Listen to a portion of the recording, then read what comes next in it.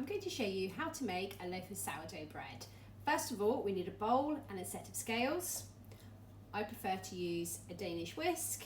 Then we're going to need 300 grams of filtered water, a bread flour of your choice. For this particular loaf, I have chosen the Waitrose Canadian white bread flour, and that has a protein content of 14.9, so I'll be excited to see how that turns out.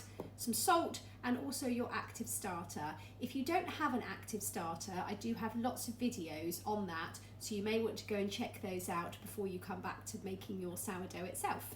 So we're going to start off with 300 grams of water. There we go. Zero the scales and then add in 150 grams of active starter.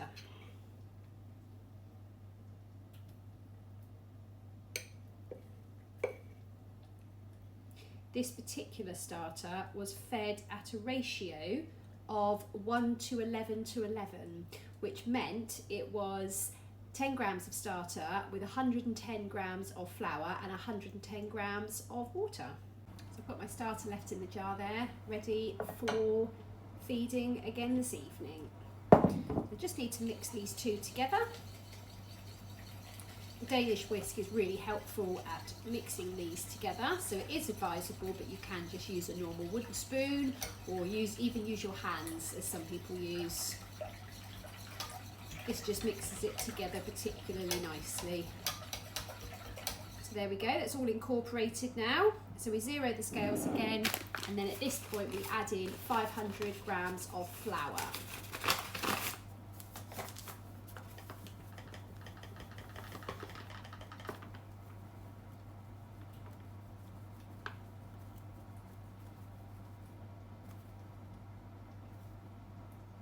There we go.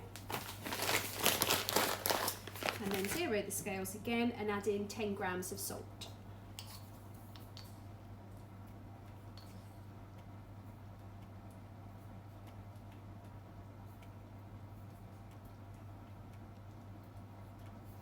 There we are. So that's everything for the dough. So now using the whisk, do take the scales away because you can end up putting quite a bit of pressure whilst you're mixing onto the scales, so you don't want to break those. And then just using the whisk, just mix it all together to create your dough. Just do it slowly so the water doesn't fly everywhere.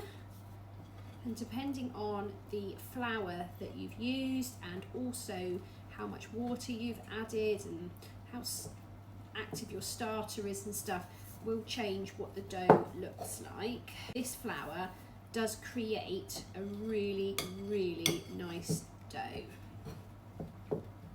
It's not sticky at all. If anything, it's quite the opposite. There.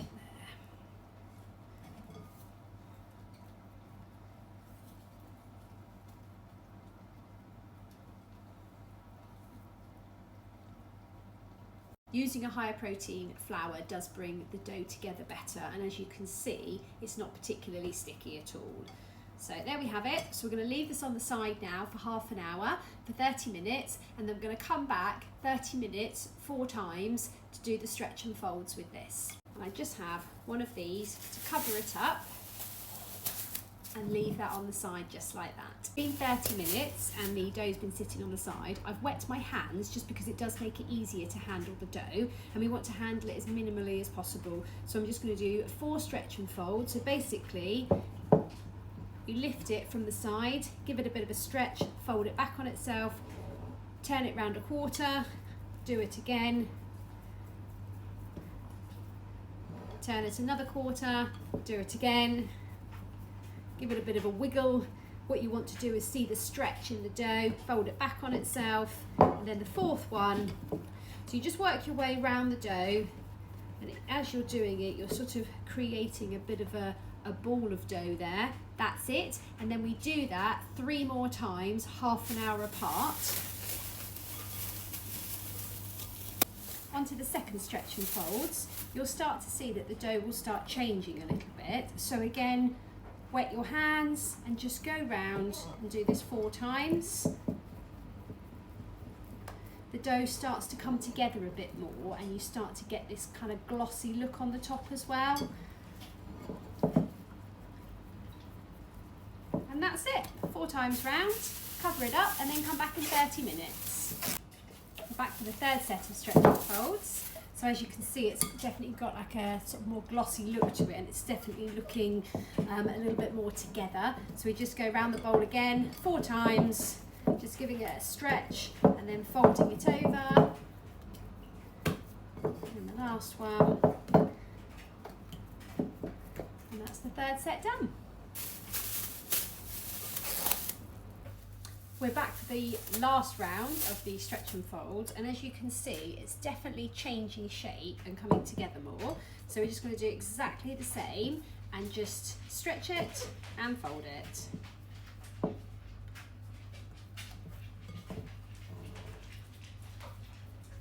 So each time I have just wet my hands, they don't need to be soaking wet, it just really stops the dough sticking to your hands.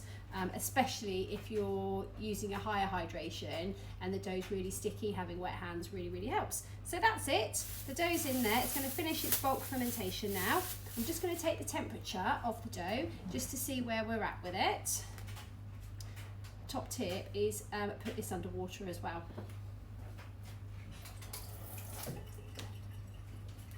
It just means that it doesn't stick as much. There we go, so I've taken the temperature, it's at 22 degrees. I'll probably do that in a little while, take a look at the chart, and then work out from there how long it needs to do the bulk fermentation for.